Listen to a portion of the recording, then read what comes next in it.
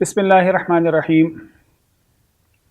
رمضان کا مہینہ اللہ کی رحمتوں اور برکتوں کا مہینہ ہے۔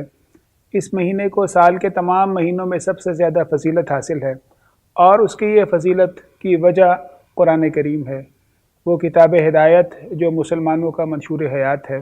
اللہ نے قرآن کریم میں رمضان کی عظمت بیان کرتے ہوئے ذکر کیا ہے کہ شہر رمضان الذی انزل فیہ القرآن ھدی للناس وبینات من الھدی والفرقان، کہ رمضان کا مہینہ وہ مہینہ ہے جس میں اللہ نے قرآن کریم کو نازل کیا، اور قرآن کون سی کتاب ہے؟ ھدی للناس وبینات، یہ وہ کتاب ہے جس میں صرف ہدایت ہی نہیں بلکہ اس کی واضح دلیلیں بھی موجود ہیں۔ تو رمضان کے مہینے کی عظمت قرآن کریم کی وجہ سے ہے، اور قرآن کریم کی عظمت اس میں ہدایت کی وجہ سے ہے۔ قرآن کریم ایک کتاب ہدایت ہے جو ہمارے لیے زندگی گزارنے کا ایک منشور ہمیں دیتا ہے۔ ان ھذا القرآن یہدی للتی ہی اقوم، یہ قرآن وہ کتاب ہے جو بالکل سیدھی اور واضح ہدایت کا راستہ بتاتا ہے۔ رمضان کے مہینے میں ایک ایسی رات ہے جس رات میں جو بندہ عبادت کر لے تو پوری زندگی کی عبادت سے زیادہ اللہ تعالیٰ اس کو ثواب دے دیتے ہیں۔ وہ رات لیلۃ القدر یا شب قدر اس کو کہا جاتا ہے۔ اس کی بھی عظمت یہ ہے کہ اس رات میں اللہ تعالیٰ نے قرآن کریم کو نازل کیا، اور اللہ نے قرآن کریم میں اس کو لیلۃ مبارکہ کہا۔ اور اس رات کی ایک عظمت تو یہ ہے کہ اس میں اللہ نے قرآن کو نازل کیا، دوسری عظمت یہ ہے کہ سال بھر کا بجٹ بھی اس رات میں بنتا ہے۔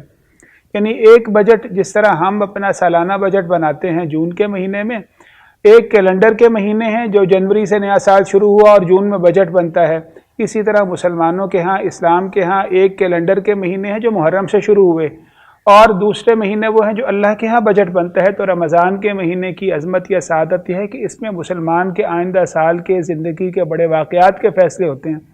یہ آئندہ سال کا اللہ کا بجٹ اس مہینے میں بنتا ہے، اور جس رات میں وہ بجٹ بنتا ہے، جس رات میں آئندہ سال کے فیصلے ہوتے ہیں کہ اگلے سال میں کس کے لیے اللہ نے کون سی سعادتیں لکھی ہیں، کون سی آزمائشیں لکھی ہیں، کس کو اللہ نے کون سی نعمتیں دینی ہیں اور کس کو کن مشکلات سے گزرنا، ان تمام کا فیصلہ فیہا یفرق کل امر حکیم، اس میں ہر حکمت والی بات کا فیصلہ کیا جاتا ہے، اور قرآن کریم نے اس کو لیلۃ مبارکہ کہا ہے۔ تو رمضان کا قرآن کریم کے ساتھ بڑا ہی عظیم تعلق ہے۔ رمضان کا مہینہ ایک طرف مسلمان کا سالانہ بجٹ ہے، یعنی کہ شعبان کے دنوں میں ہمارا سال ختم ہو گیا، رمضان سے اس کا آغاز ہو گیا، اور دوسری طرف رمضان کا مہینہ یہ ہمارے نبی محمد صلی اللہ علیہ وسلم، امت محمدیہ، ان کے اعزاز اور امتیاز کو ظاہر کرنے والا ہے۔ اللہ تعالیٰ نے سال میں دو موقع ایسے رکھے ہیں جن میں عظمتیں رکھی۔ ایک ذوالحجہ کا مہینہ رکھا جس کے 10 دن کو اللہ نے بے پناہ عظمتیں دی، اور ایک اللہ تعالیٰ نے رمضان کا مہینہ رکھا۔ رمضان کا مہینہ ہمارے نبی صلی اللہ علیہ وسلم اور امت محمدیہ کے اعزاز کا مہینہ ہے، اور عشرہ ذوالحجہ جو ہے وہ سیدنا ابراہیم اور ملت ابراہیمی، جس میں یہودی، عیسائی اور پوری دنیا میں ایک عالمی اللہ کا پیغام اس کا مظہر ہے، اس میں ہم سیدنا ابراہیم اور ان کے ساتھی جو انبیاء، ان کی جو 7 مبارک ہستیاں تھیں، ان کے شاعر کا ہم احیاء کرتے ہیں۔ اس لحاظ سے مسلمانوں کا جو تعلق قرآن کریم کے ساتھ ہے یا رمضان کے مہینے کے ساتھ ہے، قرآن کریم بھی تو وہ کتاب ہے جو کتاب اللہ نے ہمارے نبی محمد صلی اللہ علیہ وسلم پر اتاری، جس کی وجہ سے رمضان کو یہ مقام ملا۔ تو رمضان اور قرآن کا تعلق بڑا ہی قریبی ہے۔ اللہ کے نبی صلی اللہ علیہ وسلم کہتے ہیں کہ روزہ اور قرآن دونوں اللہ کے سامنے پیش ہو کر سفارش کریں گے۔ روزہ یہ کہے گا کہ باری تعالیٰ، میں نے سارا دن کھانے پینے سے اس کو روکے رکھا، اور قرآن یہ کہے گا کہ میں نے ساری رات اس کو تیری بندگی میں لگائے رکھا، اور اس کے بستر کو میں نے جدا رکھا، تو اللہ ہماری سفارش کو قبول فرما۔ تو رمضان اور قرآن دونوں بڑے ہی قریبی ہیں، اور نبی کریم نے کہا کہ اللہ ان دونوں کی سفارش کو قبول فرمائیں گے۔ قرآن کریم میں بہت سی صورتوں کے فضائل ہیں۔ ایک سورۃ الملک میں اس کے بارے میں نبی کریم نے کہا کہ سورۃ الملک بندے کے لیے اس طرح سفارش کرے گی کہ باری تعالیٰ کو کہے گی کہ جب تک اس کو معاف نہیں کیا جاتا ہے، باری تعالیٰ میں تجھ سے تکرار اصرار کے ساتھ بندے کے لیے مطالبہ ہی کرتی رہوں گی، تو آخر کار اس بندے کو معاف کیا جائے گا، تب سورۃ الملک اس کی سفارش کو چھوڑے گی۔ تو میں کہنا یہ چاہتا ہوں کہ رمضان میں قرآن کریم کے ساتھ ہمارا تعلق سب سے زیادہ پختہ ہونا چاہیے، اور اللہ کے نبی صلی اللہ علیہ وسلم کا بھی یہ معمول تھا کہ آپ ہر سال رمضان میں ایک بار قرآن کریم ضرور پڑھا کرتے، اور جس سال آپ دنیا سے تشریف لے گئے اس سال نبی صلی اللہ علیہ وسلم نے 2 بار قرآن کریم مکمل کیا۔ اس سے یہ پتہ چلتا ہے کہ رمضان میں بھی 2 بار سے زیادہ قرآن کریم پڑھنا مسنون نہیں، 2 بار قرآن کریم پڑھا جائے۔ بعض احادیث کے اندر یہ بات آئی ہے کہ 7 دن سے کم میں قرآن کریم کو ختم نہ کیا جائے۔ تو رمضان کے مہینے میں قرآن کریم کو پڑھنا چاہیے، اس کے معنی میں غور کرنا چاہیے۔ اور جیسا کہ میں ذکر ابھی کر چکا ہوں کہ رمضان کا مہینہ، اس میں جو قرآن کریم سے ہمارا تعلق ہے، تو قرآن کریم کیا صرف پڑھنے پڑھانے کی کتاب ہے، یا قرآن کریم کی سعادت یا عظمت وہ کیا ہے؟ قرآن کریم کی اصل عظمت یا سعادت یہ ہے کہ قرآن کریم ایک کتاب ہدایت ہے، اس کتاب سے زندگی گزارنے کا طریقہ پتہ چلتا ہے۔ تو ہم مسلمانوں کو چاہیے کہ اس مہینے میں قرآن کریم کی تلاوت تو کریں، لیکن اس سے بڑی چیز جس کے لیے اللہ نے قرآن کریم کو نازل کیا، قرآن کریم سے ہدایت لینا ہے اور اس ہدایت کے مطابق زندگی گزارنا ہے۔ اللہ نے اس کتاب کو اس لیے نازل کیا ہے، کتاب انزلناہ الیک مبارک لیدبروا آیاتہ، اللہ نے اس کتاب کو نازل کیا، بڑی مبارک کتاب ہے، کس لیے؟ لیدبروا، تاکہ اس کی آیات میں تدبر کیا جائے اور اسے نصیحت لی جائے۔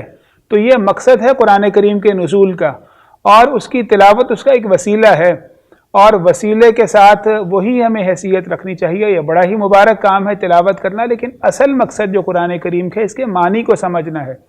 علامہ ابن قیم ایک بہت بڑے عالم گزرے ہیں، وہ یہ بات کہتے ہیں کہ سب سے بڑے علوم دنیا میں، سب سے عظمت والے علوم قرآن کریم کے علوم ہیں، اور قرآن کریم میں سب سے عظمت والا علم قرآن کریم کے معنی اور مفاہیم کا علم ہے، اور اس کے بعد قرآن کریم کی تلاوت بڑا ہی عظمت والا علم ہے، کہتے ہیں اس کا درجہ اس کے بعد آتا ہے، اور دونوں میں وہ تعلق ہے، ایک آبجیکٹو ہے اور ایک اس کا مین، ایک اس کا وسیلہ ہے۔ تو جو تعلق مطلب مقصد میں اور وسیلے میں ہوتا ہے، وہی تعلق تلاوت میں اور معنی میں ہے۔ تو جو معنی ہے وہ اصل میں قرآن کریم کی عظمت ہے، اس کو نازل کرنے کی وجہ یہ ہے کہ اس کتاب کے ذریعے ہدایت لی جائے، اور صرف سیکھا ہی نہ جائے بلکہ اس کے مطابق عمل کیا جائے۔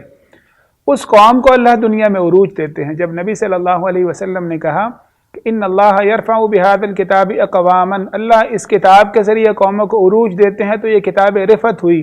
لیکن کب یہ کتاب رفعت ہے؟ اس انسان کے لیے، اس گھر کے لیے، اس قوم یا معاشرے کے لیے، اس حکومت کے لیے جس نے اس کتاب سے ہدایت لی، پہلے ہدایت کو سمجھا اور سمجھنے کے بعد اس کو عملاً اپنی زندگی میں اختیار کیا، تو وہ قوم اللہ اس کو بلند کر دیں گے۔ اور تلاوت اس سارے نیکی کے کام سے خارج نہیں، تلاوت بھی بڑا ہی مبارک کام ہے۔ تلاوت کی عظمت یہ ہے کہ یہ ہو بہو وہ اللہ کے الفاظ ہیں جو اللہ تعالیٰ نے تکلم فرمائے ہیں، اس کی یہ سعادت ہے۔ یعنی ہم انسانوں کی یہ سعادت ہے کہ ہم ان کلمات کو اپنی زبان سے ادا کرتے ہیں جو کلمات اتنے مبارک ہیں۔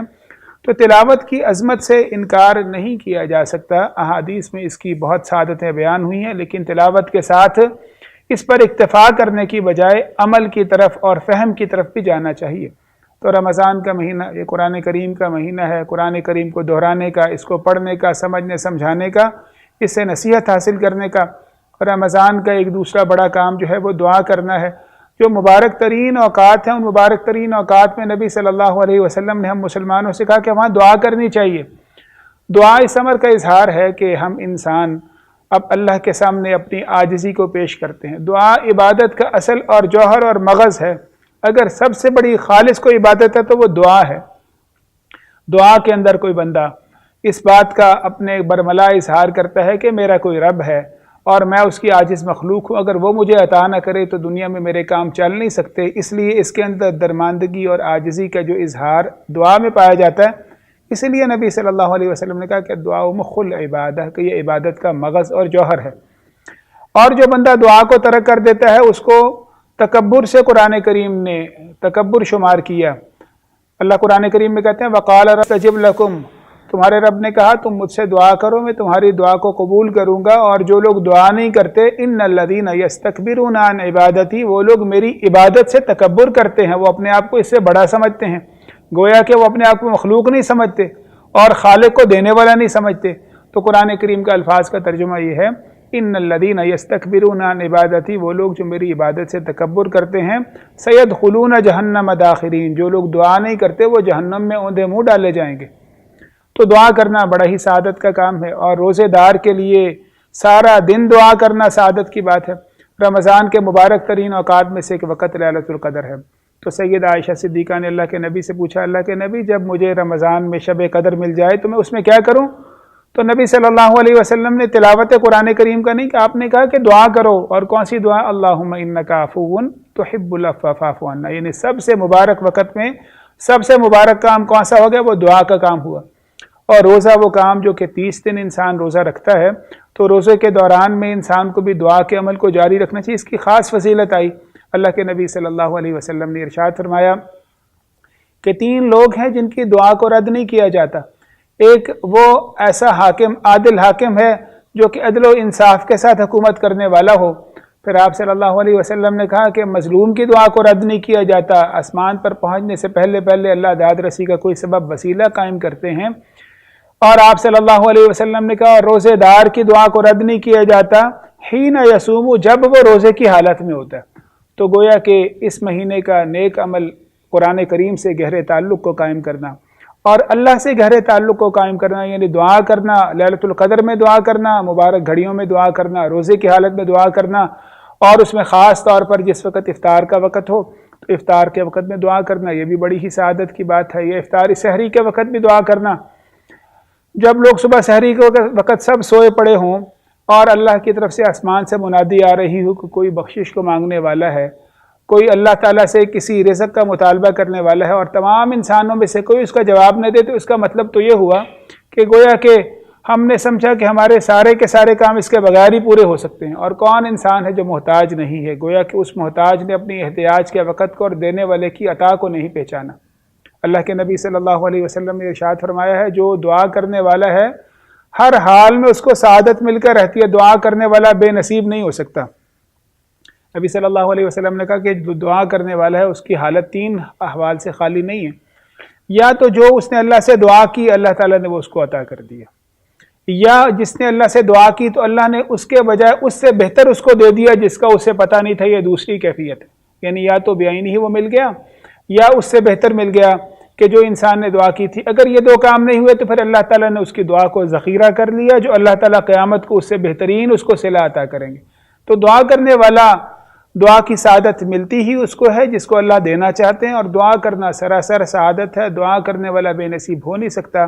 یہ سیدنا زکریا علیہ السلام نے ہمیں بیان کی، قرآن کریم میں ان کا تذکرہ یہ موجود ہے۔ وہ کہتے ہیں وَلَمْ أَكُمْ بِدُعَائِكَ رَبِّ شَقِيًّا، باری تعالیٰ تجھ سے مانگ کر میں کبھی بے نصیبہ نہیں ہو سکتا، کبھی تجھ سے مانگنے والا محروم نہیں ہو سکتا۔ جس نے اللہ سے مانگا اللہ نے اس کو ضرور کچھ عطا کر دیا۔ اس لیے اس رمضان کے مہینے میں جس طرح قرآن کریم سے تعلق کو پختہ کرنا چاہیے، اسی طرح ہمیں جو ہے وہ اپنے تعلق کو اللہ کے ساتھ خالق سے پختہ کرنا چاہیے۔ اور عبادتیں صرف قرآن کریم یا دعائیں ہی عبادتیں نہیں ہیں، ہمارا دین یہ اللہ کا دین ہے، مخلوقات کے حقوق کو پورا کرنا یہ بھی بڑی ہی عبادت ہے۔ عبادت کا مطلب یہ ہے کچھ تو مراسم عبودیت ہیں، کچھ اللہ کی اطاعت کرنے کی چیزیں۔ ہر وہ کام جو اللہ کی اطاعت کے نقطہ نظر سے انجام دیا جائے وہ عبادت ہے۔ عبادت کے اندر جو ہے وہ نیکی کا کام کرنا، کسی کو کلمہ حق کہنا، کسی سے اچھے اخلاق سے ملنا، جھوٹ سے بچنا، سود سے بچنا، یہ بھی ساری عبادتیں ہیں۔ نبی صلی اللہ علیہ وسلم نے کہا کہ جس انسان نے جھوٹی بات کو نہیں چھوڑا یا جس انسان نے زبان سے واہیات باتیں کرنا نہیں چھوڑی تو اللہ کو اس کے روزے کی کوئی پرواہ ہی نہیں ہے۔ گویا کہ روزے کے صحیح ہونے کے لیے بھی انسان کو لوگوں کے حقوق کے اندر دخل اندازی سے بچنا چاہیے، اور ہمیں روزے کی حالت میں، رمضان کی حالت میں قرآن کریم دعاؤں کے ساتھ اس طرف بھی توجہ کرنی چاہیے۔ اللہ کے نبی صلی اللہ علیہ وسلم نے بعض اوقات انسانوں کے حقوق کو اتنی زیادہ اہمیت دے دی کہ روزے اور نماز سے بھی اس کو زیادہ اہمیت دی۔ ایک بار آپ نے صحابہ کرام سے کہا کہ اے میرے صحابہ میں تمہیں ایسا کام نہ بتاؤں جو روزے سے بھی زیادہ اچھا ہو اور نماز سے بھی زیادہ اچھا ہو؟ تو صحابہ کرام نے پوچھا اللہ کے نبی ضرور بتائیے۔ تو نبی صلی اللہ علیہ وسلم نے کہا کہ روزے اور نماز سے اچھا کام یہ ہے کہ کوئی انسان 2 مسلمانوں میں صلح کروا دے۔ تو اس سے آپ اندازہ کیجئے کہ ہمارا دین ایک جامع دین ہے، یہ عبادات کی بات بھی کہتا ہے اور اللہ کے مخلوق کے حقوق کی بات بھی کہتا ہے۔ اور بعض اوقات اللہ کے مخلوق کی حقوق میں دخل اندازی کرنے والا وہ روزے کے اجر سے محروم رہ جاتا ہے۔ نبی صلی اللہ علیہ وسلم نے روزے دار کو تلقین کی کہ روزے دار کو یہ کام کرنا چاہیے، اگر اس سے کوئی بری بات کہے تو وہ کہ روزہ میرے لیے ڈھال ہے اور میں روزے سے ہوں، میں تمہیں جواب نہیں دے سکتا۔ اگر روزے کی حالت میں بھی زبان کی حفاظت نہیں کی، نگاہ کی حفاظت نہیں کی، اس نے اپنے رویے کی حفاظت نہیں کی، اس کی شخصیت سے لوگوں سے تکلیف پہنچتی رہی، تو گویا کہ اس نے اسلام کے پیغام کو نہیں پہچانا۔ تو مسلمان وہ ہے جس کی زبان سے اور اس کے ہاتھ سے باقی لوگ محفوظ رہتے ہیں۔